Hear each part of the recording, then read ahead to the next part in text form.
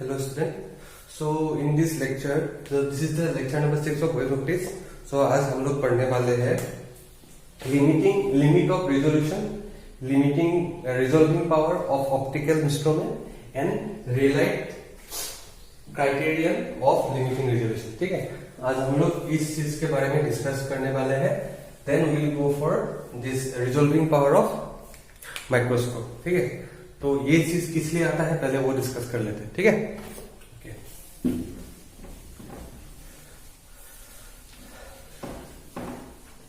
In the last class we have discuss about diffraction. ठीक है, किस लिए होता है वो भी समझा दिया था. ठीक है, अभी suppose you have an optical instrument. ठीक है, मान लो ये लेंस है. ठीक है, यहाँ पे एक पॉइंट सोर्स है.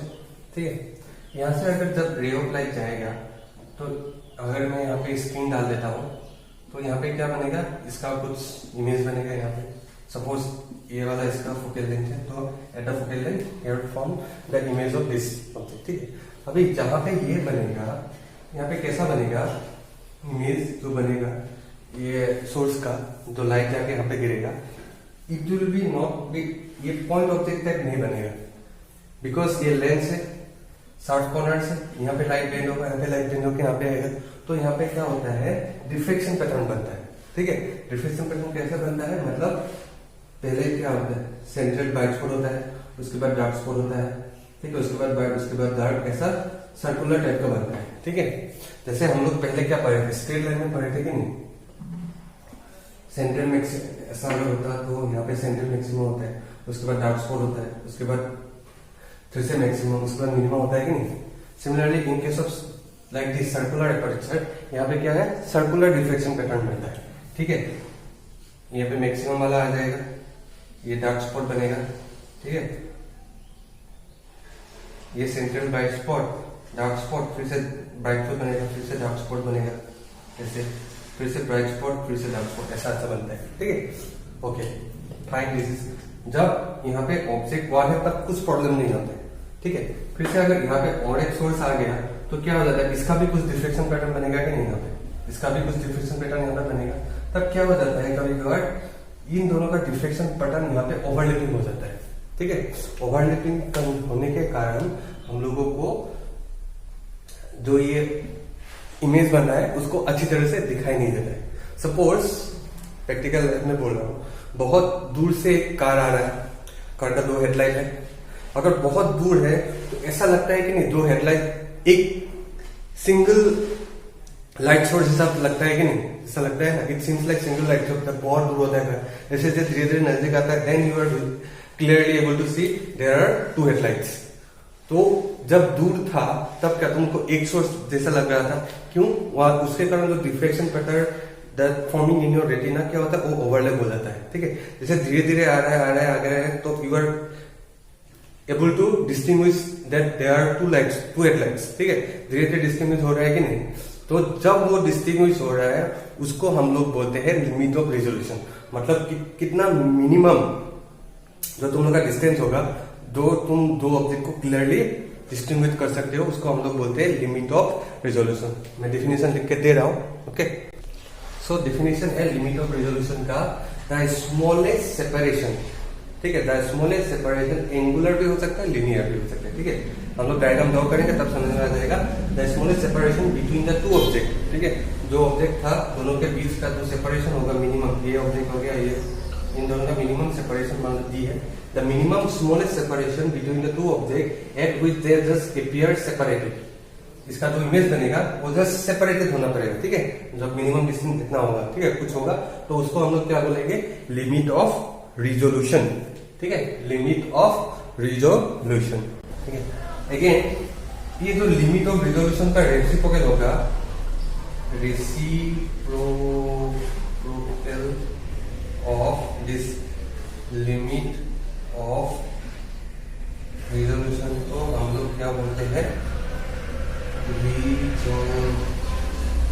Resolving power of that optical instrument. कोई भी ऑप्टिकल इंस्ट्रूमेंट होगा उसका अगर रिजोल्विंग पावर होगा. ठीक है, reciprocal of this limit of resolution. ठीक है, समझते हैं अभी क्या होता है.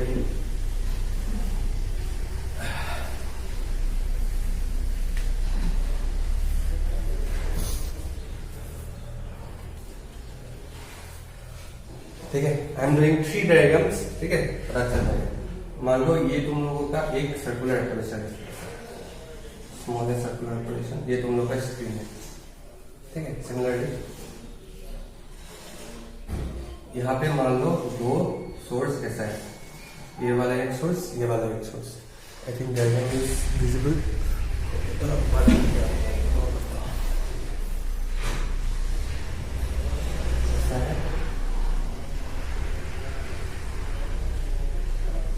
मान लो ये कुछ सर्कुलर ऑपरेशन है, ठीक है, और यहाँ पे दो सोर्स है, यहाँ पे एक सोर्स है और यहाँ पे एक सोर्स है, ठीक है। यहाँ से दो लाइट आएगा, ठीक है,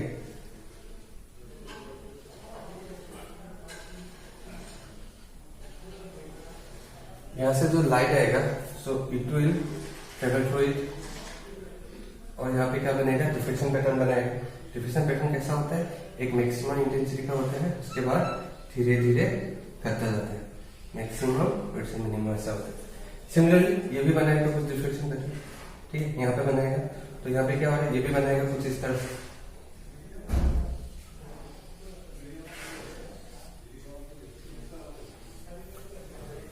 सॉरी हाँ, एक डॉट डॉट लाइन देके बनाता हूँ, समझ में आ जाए। इसके लिए कुछ बना ऐसा, ठीक है, नहीं इसके लिए भी कुछ बनेगा।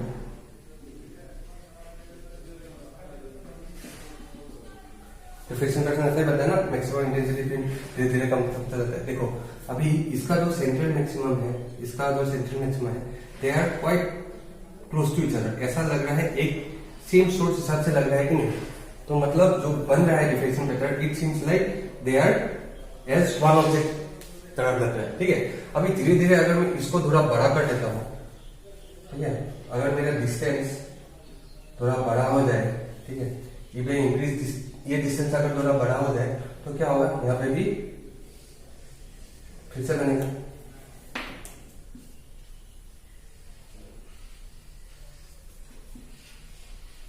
फिर से ऐसा रिफ्लेक्शन बनेगा।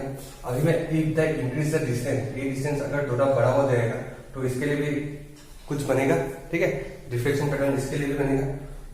तो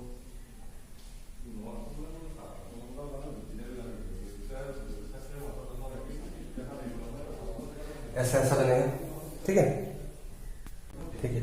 यहाँ पे देखो दोनों ओवरलैप कर रहा था, ठीक है, इसका जो मैक्सिमम था, इसका मैक्सिमम, दोनों ओवरलैप कर रहा था। यहाँ पे देखो इसका जो सेंट्रल मैक्सिमम है, ठीक है, ये वाला कहाँ पे बन रहा है, इस डिफ्रेक्शन पैटर्न का फर्स्ट मिनिमम है, फर्स्ट सेकेंडरी मिनिमम पे बन रहा है, ठीक है। सिमिलरली इसका जो सेंट्रल मैक्सिमम, इस ऑब्जेक्ट का जो सेंट्रल मैक्सिमम है, इसके लिए इसका कहाँ पे बन रहा है, मिनिमम पे बन रहा है कि नहीं, इसका ये वाला फर्स्ट मिनिमम है, फर्स्ट सेकेंडरी मिनिमम, और इसके लिए ये फर्स्ट सेकेंडरी मिनिमम है, ठीक है। तो इसका जो सेंट्रल ब्राइट स्पॉट है, इसका मिनिमम में बन रहा है, और इसका जो सेंट्रल ब्राइट स्पॉट है, इसका कहाँ पे बन रहा है, इसका मिनिमम में बन रहा है, ठीक है। तो इस कंडीशन में हम लोग बोल सकते हैं just object is just resolve, हम लोग को दो ऑब्जेक्ट दिखाई दे रहा है, ठीक है, और इससे ज्यादा और ज्यादा हो गया तो इट इज क्लियरली डिस्टिंग्विशेबल, ठीक है। इसको हम लोग बोलते हैं जस्ट रिजॉल्व ऑब्जेक्ट, दो ऑब्जेक्ट को हम लोग विजिबल कर रहे हैं, ठीक है, इसको हम लोग क्या बोलते हैं, लिमिट ऑफ रिजोल्यूशन, ठीक है। नेक्स्ट थर्ड वाला डायग्राम हम लोग देखते हैं।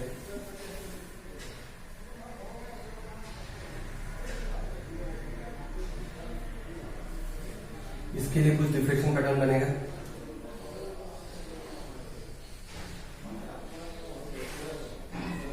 लेकिन इसके लिए भी कुछ डिफ्रेक्शन पैटर्न बनेगा। अभी क्या हो रहा है, इसके लिए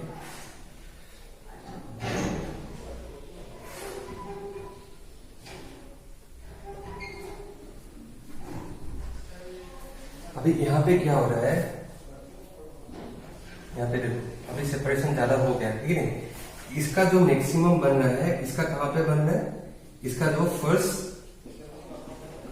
सेकेंडरी मैक्सिमम है, ठीक है। इसका सेंट्रल मैक्सिमम, इस ऑब्जेक्ट का सेंट्रल मैक्सिमम कहां बन रहा है, इस ऑब्जेक्ट का जहां पे फर्स्ट सेकेंडरी मैक्सिमम है। तब क्या हो रहा है, जो सेंट्रल स्पॉट पूरा आराम आराम से दिख रहा है कि नहीं, ये वाला है सेंट्रल स्पॉट, ये वाला सेंटर ब्राइट स्पॉट, तब क्या हो रहा है, ऑब्जेक्ट क्या हो रहा है, इसको हम लोग बोलते हैं वेल रिजॉल्व।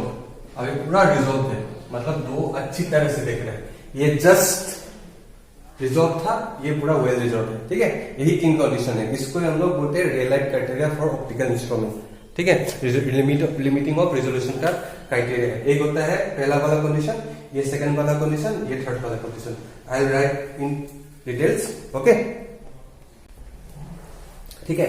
रेलाइट क्राइटेरिया का तो पहला पॉइंट है object is said to be just resolve. Just resolve हुआ तब क्या होगा, जो डिफ्रेक्शन बनेगा तब क्या होगा, जो सेंट्रल मैक्सिमा है, दो सेंट्रल मैक्सिमा का डिस्टेंस होगा, the distance between the central maxima is just equal to कितना होना पड़ेगा, central maxima and first minima of either of the object, ठीक है। तो यहाँ पे मैंने ये भी लिखा है, two object is just said to be resolve with the separation between the central maxima of the two object, central maxima of the two object is just equal to the distance of the distance between the central maxima and first minima of any two object, ठीक है। इसका मैं diagram एक बार फिर से बना दे रहा हूं, ठीक है।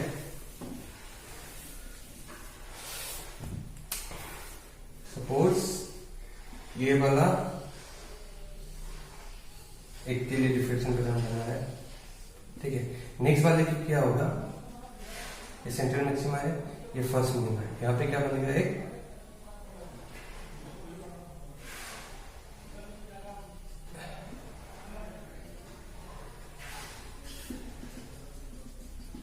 ऐसा बनेगा। तो ये सेंट्रल मैक्सिमा है, ये एक सेंट्रल मैक्सिमा और ये भी एक सेंट्रल मैक्सिमा, ठीक है। इन दोनों का डिस्टेंस कितना हुआ अभी, ये वाला डिस्टेंस, ये वाला डिस्टेंस कितना हुआ, ये सेंट्रल मैक्सिमम का डिस्टेंस है और ये फर्स्ट मिनिमा का डिस्टेंस है।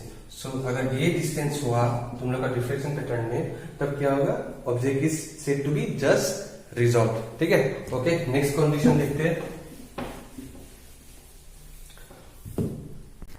ठीक है। नेक्स्ट कंडीशन है the object is said to be well resolve. Well resolve कब होगा, जब the separation between the central maxima, central maxima दो ऑब्जेक्ट का क्या होगा, separation between the central maxima of object is greater than the distance between between central and first minimum. अगर उन दोनों का पहला जो वेल रिजॉल्व जस्ट रिजॉल्व था, उस डिस्टेंस से अगर ज्यादा हो गया, तब क्या हो जाएगा, तुम लोग का ये वेल रिजॉल्व हो जाएगा, ठीक है। डायग्राम मैं फिर से बना देता हूं,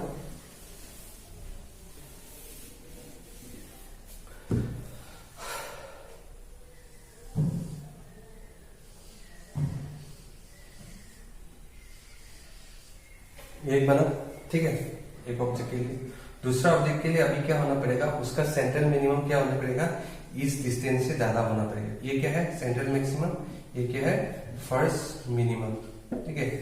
यहां से ज्यादा होना पड़ेगा, मान लो इसका सेंट्रल मैक्सिमम कुछ यहां पे बन रहा है, ठीक है, तो कुछ इस तरह।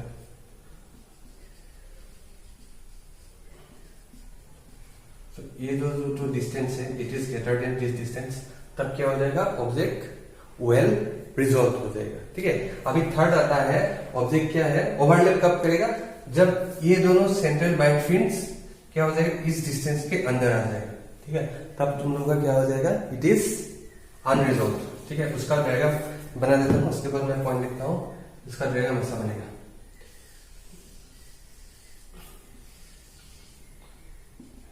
अभी ये वाला सेंट्रल मैक्सिमा है, ये क्या है, फर्स्ट मिनिमम। जब तुम लोगों का जस्ट रिजॉल्व हुआ, तो दूसरा ऑब्जेक्ट के लिए सेंट्रल मिनिमा यहाँ पे बनना चाहिए था, ठीक है। वेल रिजॉल्व के लिए इसके बाहर बनेगा, इस डिस्टेंस के बाहर बनेगा, और अनरिजॉल्व के लिए इसके अंदर सेंट्रल मैक्सिमम कुछ इस तरह आ जाएगा ऐसा। तो इसका डिस्टेंस कहाँ हो गया, ये वाला हो गया, ये वाला स्मॉलर, इस distance smaller than this one, तो क्या हो जाएगा, ऑब्जेक्ट जो डिफ्रेक्शन पैटर्न है ओवरलैपिंग कर जाएगा, तो क्लियरली विजिबल नहीं होगा। दो सोर्स कैसा लगेगा, दो ऑब्जेक्ट तुम लोग को एक जैसे लगेगा, ठीक है। Okay, so these are the three criteria. I am writing the third point, okay. So this is the third point. ये क्या बोलता है, is said to be unresolve कब होगा, just separation between the central maxima of the two of the central maxima of the क्या होगा, less than the central maxima and first minima of the two object, ठीक है। तो ये था तुम लोगों का about limit of resolution, resolving power, then relate criteria of limiting resolution. Next हम लोग पढ़ेंगे माइक्रोस्कोप का resolving power with respect to this, ठीक है, लिमिटिंग पावर ऑफ माइक्रोस्कोप। ठीक है, नेक्स्ट हम लोग पढ़ते हैं रिजॉल्विंग पावर ऑफ माइक्रोस्कोप। ठीक है, मान लो तुम लोगों का माइक्रोस्कोप का ये लेंस है, ठीक है, एक सेकेंड, ठीक है, ये माइक्रोस्कोप का ऑब्जेक्टिव लेंस है। सपोज यहाँ पे दो ऑब्जेक्ट है P एंड Q, यहाँ पे P है और यहाँ पे Q, which are lying very close to each other and their separation is suppose दोनों का सेपरेशन है स्मॉल d, ठीक है। अभी यहाँ से रे ऑफ लाइट, ये वाला इसका प्रिंसिपल एक्सिस है, यहाँ से ऐसे रे ऑफ लाइट किया and over here some here इसका डिफ्रेक्शन पैटर्न बना कुछ इस तरह, ठीक है। ये क्या है, Q का है, तो ये QS। सिमिलरली यहां से भी रे ऑफ लाइट जाएगा ऐसे ऐसे, इसका भी यहीं पे बना,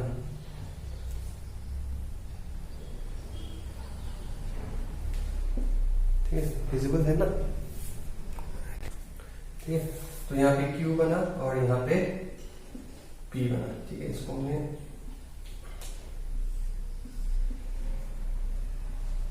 यहाँ पे Qs, तो इसका मैं डिफ्रेक्शन यहाँ पे ड्रॉ कर रहा हूँ, ये वाला है और ये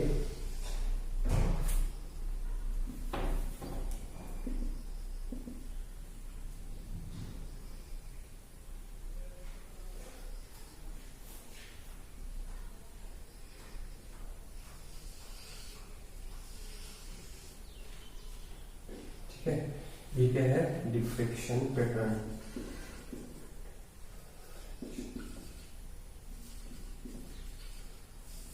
pattern of both the object यहाँ पे बना, ठीक है। ये डिफ्रेक्शन पैटर्न ऑफ P का बना और ये Q का बना, ठीक है, ठीक है, समझ में आ गया। ये ऑब्जेक्टिव लेंस है, यहाँ पे बना ये P और Q का, ठीक है।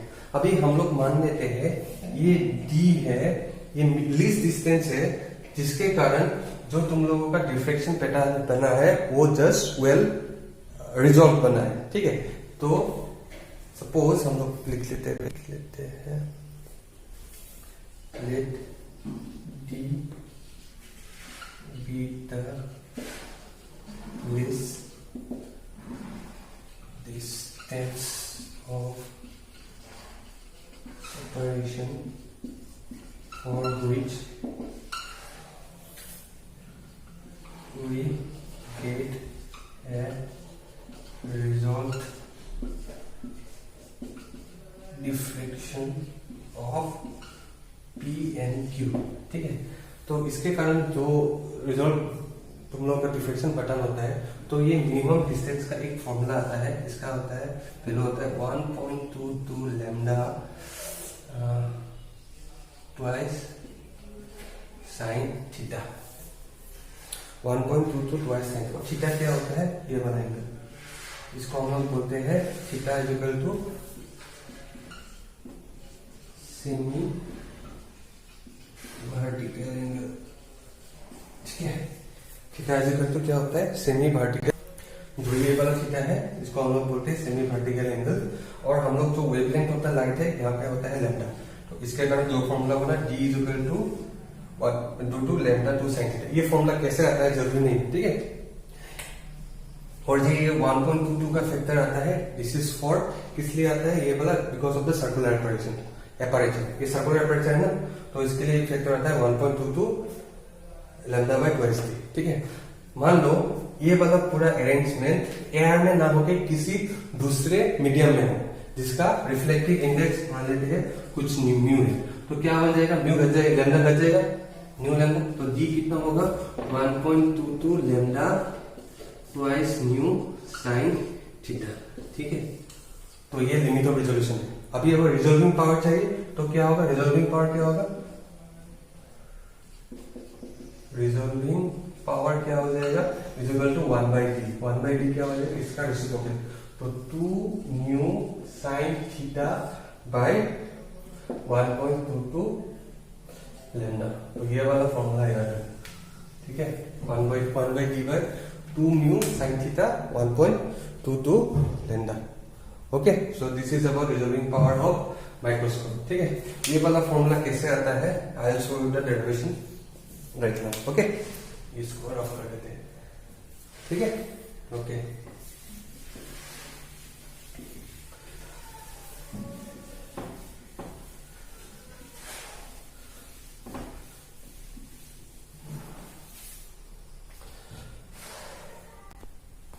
ओके, जो ये वाला फॉर्मूला आया था तुम लोगों का d equal to 1.22 lambda twice mu sine theta, इसका मैं डेरिवेशन लिखा, ठीक है, इंपॉर्टेंट नहीं है, जस्ट सी। ओके, देखो ऑप्टिकल इंस्ट्रूमेंट के लिए जो सर्कुलर एपर्चर होता है तो उनका डिफ्रेक्शन पैटर्न भी सर्कुलर मिलता है, ठीक है। तो डिफ्रेक्शन पैटर्न तुम लोगों को ऐसा मिलेगा, ठीक है, सर्कुलर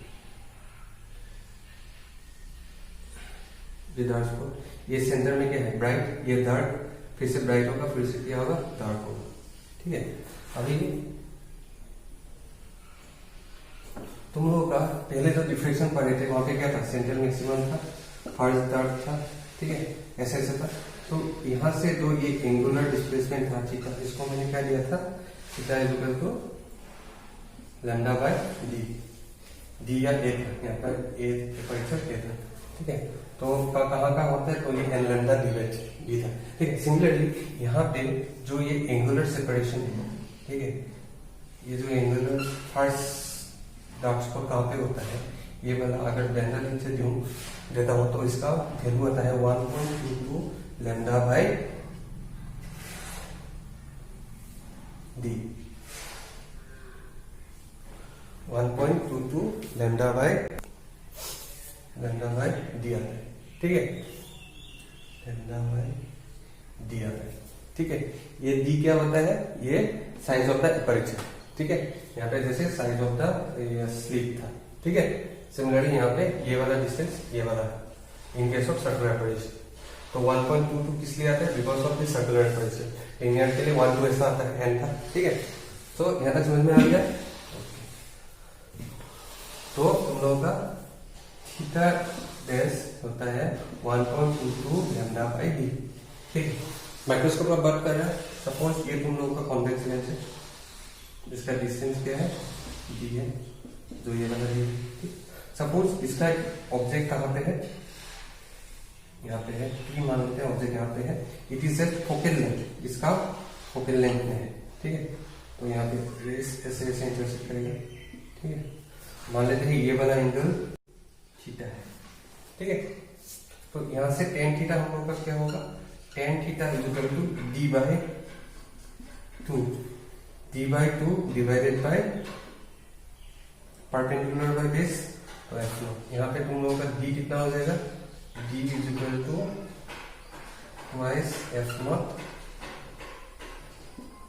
tan थीटा। इसको अगर मैं यहाँ पे लिख दूं तो क्या हो जाएगा, del theta is equal to 1.22 lambda twice f0 tan theta, ठीक है। मुझे क्या चाहिए, d चाहिए। मान लो यहाँ पे और एक ऑब्जेक्ट है q, इसका और इसका डिस्टेंस है d, ठीक है। इसकी वजह से यहाँ पे और एक डिफ्रेक्शन बनेगा, ठीक है, और एक डिफ्रेक्शन कुछ इस तरह बनेगा, ऐसा एक बनेगा। सो अभी यहाँ पे और एक ऑब्जेक्ट आ गया जिसका डिस्टेंस है d, ठीक है। और यहाँ से अगर मैं ऐसा लाइन ड्रॉ करूं तो ये d है, ये वाला डिस्टेंस कितना होगा, बिकॉज इसका इमेज स्क्रीन में फॉर्म कर रहा है, फोकल लेंथ ही होगा ना, f0 में ही फॉर्म करेगा, ठीक है। तो यहाँ से अगर मैं इसको ड्रॉ करूं, ऐसा एक ट्रायंगल कुछ बनेगा जिसका f0 होगा, ठीक है। सिमिलरली ये लैम्डा d हो जाएगा, ये d हो जाएगा, ठीक है।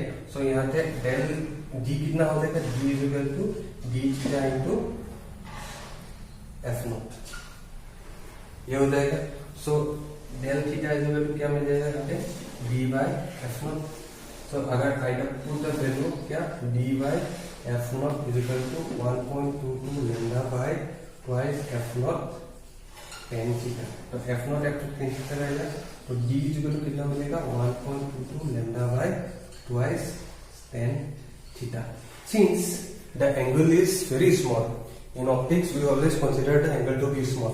अगर एंगल स्मॉल हो गया तो sin theta approximately tan theta, तो हम लोग क्या लिख सकते हैं, d equal to 1.22 lambda by twice sin theta लिख सकते हैं।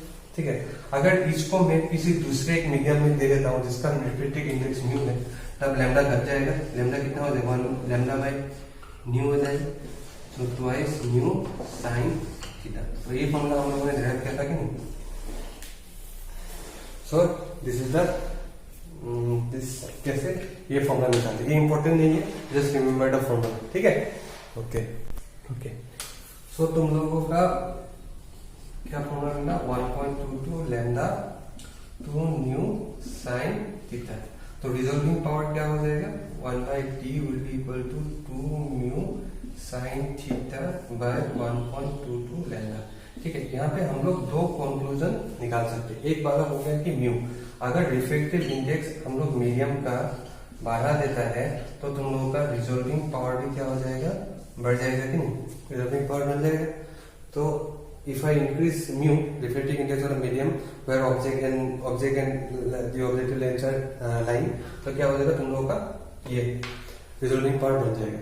इसलिए हम लोग, एक होता है oil immersion microscope, oil immersion objective lens use करते हैं हम लोग, इसलिए हम लोग क्या करते हैं, ऑयल इमर्शन ऑब्जेक्टिव माइक्रोस्कोप हम लोग यूज करते हैं to get high resolving power. Next, if I decrease the this lambda, wavelength अगर बढ़ा देता हूं तब भी मेरा क्या हो रहा है, रिजॉल्विंग पावर बढ़ रहा है। ठीक है, और तुम लोगों को पता है अल्ट्रावायलेट रेस का जो अल्ट्रावायलेट वेव्स है उसका क्या होता है, लैम्डा कम होता है with respect to visible rays. तो अगर हम लोग अल्ट्रावायलेट रेस यूज करें तो I can use the resolving power. तो अगर जिस इस माइक्रोस्कोप में अल्ट्रावायलेट रेस यूज होता है उसको हम लोग बोलते हैं ultra microscope. So this are the basic points. ठीक है, तो याद रख लेना, तो resolving power of microscope. Okay okay, next आता है telescope. Okay, resolving power of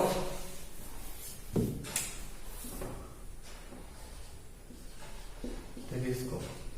ठीक है, मैं इंपॉर्टेंट पॉइंट बता दे रहा हूँ, वो याद रखने से हो जाएगा और इससे कुछ ज्यादा नहीं पूछेगा, सिंपल न्यूमेरिकल रहेगा बेस्ड ऑन द फॉर्मूला। ठीक है, मैं I give the direct answer एकदम इंपॉर्टेंट नहीं। ठीक है, okay. Similarly in case of resolving power में हम लोग क्या करते हैं, लिमिट ऑफ रिजोल्यूशन में जो लिमिट होता है, limit of resolution, it can be angular and linear. Microscope में हम लोगों ने लीनियर पढ़ा, लीनियर डी लीनियर था, अभी हम लोग पढ़ेंगे एंगुलर। एंगुलर में क्या होता है, इन case of this here telescope, जो तुम लोगों का लिमिट ऑफ अभी क्या आ जाएगा, एंगुलर रिजोल्यूशन। एंगुलर रिजोल्यूशन का फॉर्मूला होता है theta is equal to 1.22 lambda by D. ये वाला फॉर्मूला याद रखना, 1.22 लैम्डा बाय डी। ठीक है, लैम्डा क्या है, वेवलेंथ है, डी क्या है, साइज होता है एपरेचर, एपरेचर का साइज होता है। ठीक है, अभी ये आ गया लिमिट ऑफ रिजोल्यूशन, तो रिजोल्विंग पावर क्या हो जाएगा, 1 by theta is equal to D by 1.22 lambda. So remember only this things in case of this telescope. Microscope में क्या था, D is equal to 1.22 lambda by twice mu sine theta. Resolving power क्या था, 1 by D is equal to 2 mu sine theta by 1.22 lambda. ये वाला term same रहता है, ऊपर वाला टर्म चेंज हो जाता है। ठीक है, रिमेंबर दिस। ओके,